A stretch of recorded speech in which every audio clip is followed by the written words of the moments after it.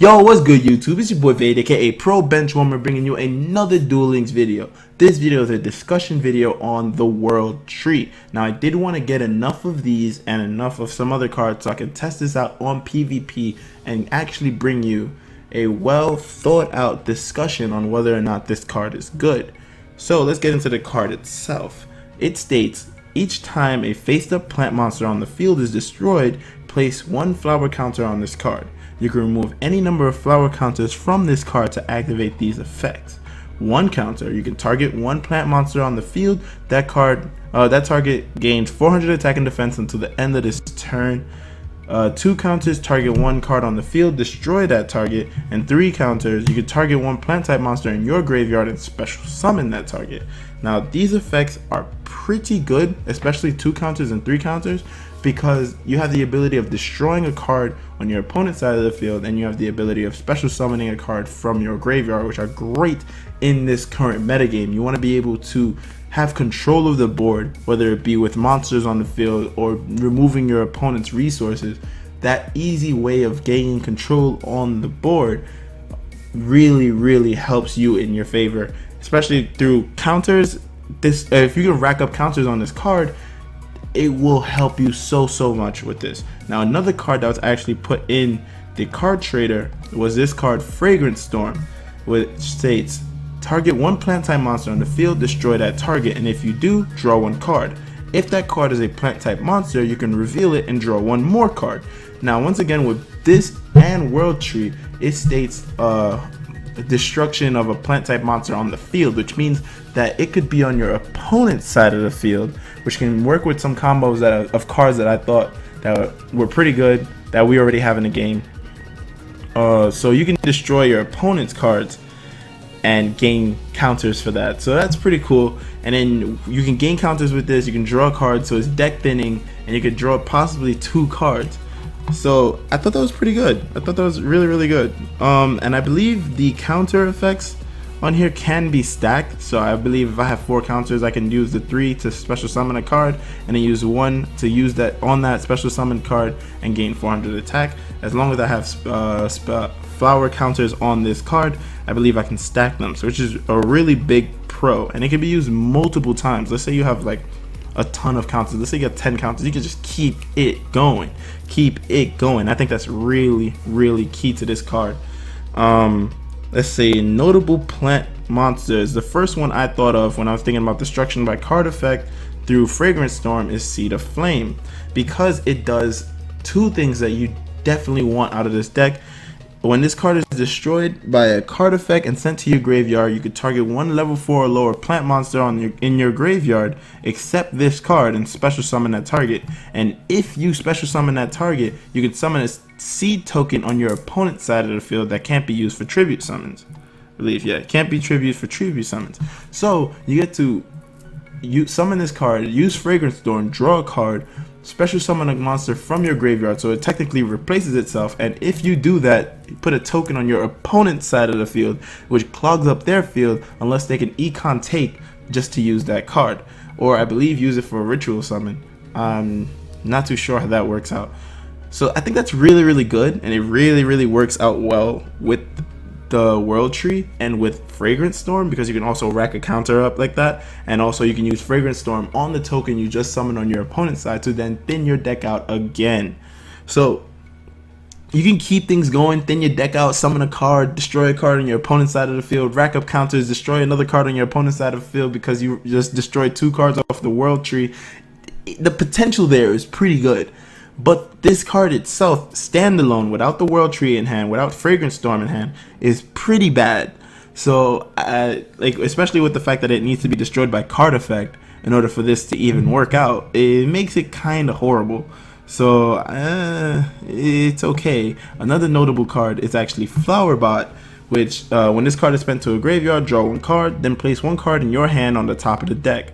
So you can summon this, use Fragrance Storm to draw a card, and then this card is sent to the graveyard, you could potentially draw 2 cards off Fragrant Storm, and then this effect goes off, and you draw another card, but then you have to place a card from your hand on the top of your deck. Now, had it said on the bottom of your deck or in your deck, and your deck is shuffled, I think this would be a better card to put in this deck.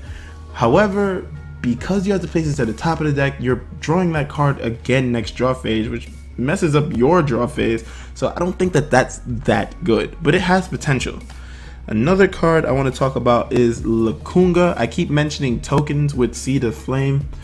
This card special summons a water plant type token onto your side of the field by banishing 2 water monsters from your graveyard, and then you can use that token with Fragrant Storm so you don't lose a board presence and draw potentially 2 cards. I think that's pretty good, but then you have to banish 2 water monsters just to get 1 token on your side of the field. It's too much. It's once again, it's just too much for so little. It's I don't know. Another notable card is Jerry Beans Man being our strongest plant aside from, I believe, Naturia Hydrangea.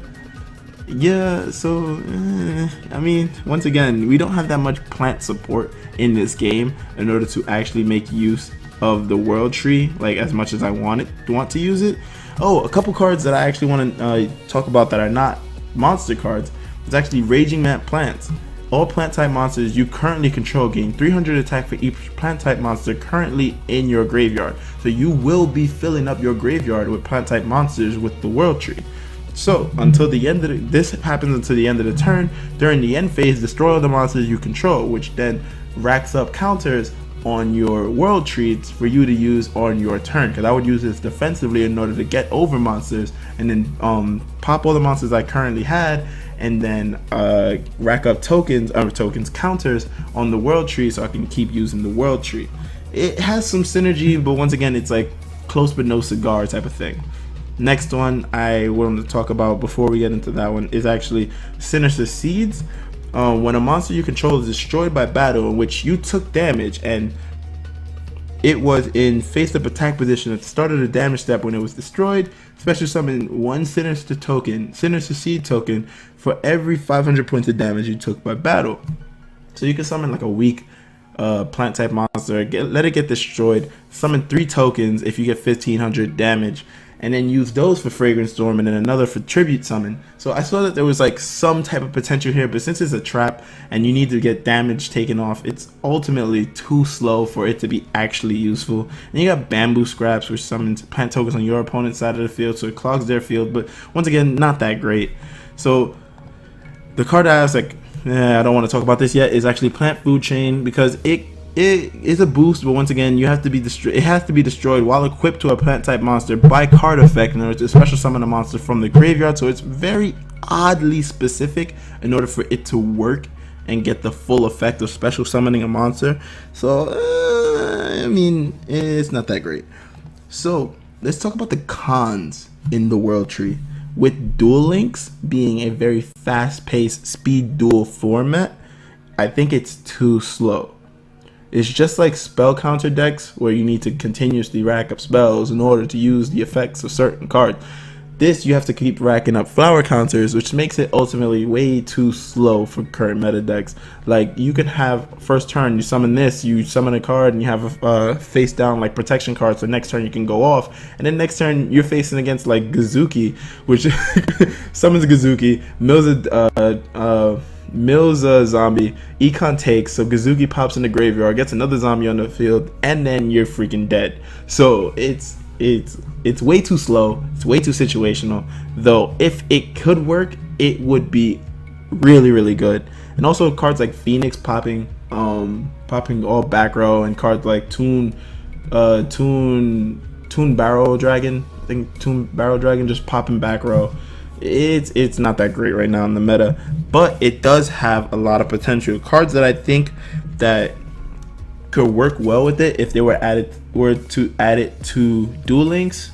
Boa Baboon, which when it's summoned or special summon, you draw 1 card and then you can just easily destroy it, because when it's destroyed, it summons 2 Boa Baboons from the deck, I believe. So you thin your deck out. You thin your deck out by drawing with Boa Baboon and also drawing out Boa Baboons onto the field, which also make you draw cards. Boa Baboon would be great. Also Dandelion, which pops.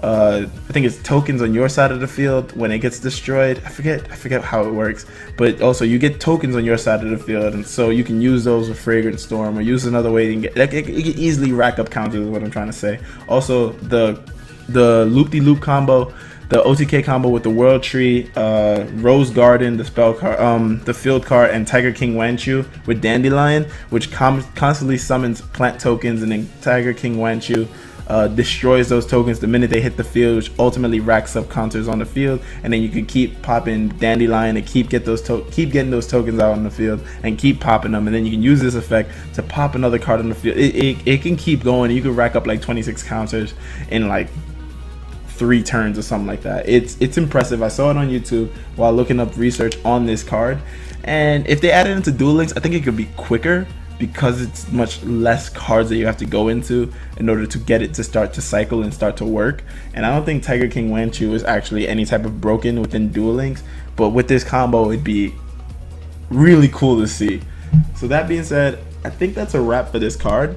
It's if I was to give it a rating, I think it's right now like a 4 out of 10. It's like, it has potential, it has so much potential, but the potential is currently not in the game yet, so I can't actually say this card is good. But once we get cards that work with it, maybe you'll see me build a World Tree deck. I don't know. Oh, another card, before I go, Lord Poison, I believe that's a Marek drop, which lets you special summon a plant type monster on the field, from the graveyard to the field once it gets destroyed, and it's also a water attribute plant type monster. I think that's actually pretty good with this deck too. Once again, still pretty slow because it has to be destroyed so you can special summon a monster. It's not that great. So now, with that being said, I'm gonna get going. Peace.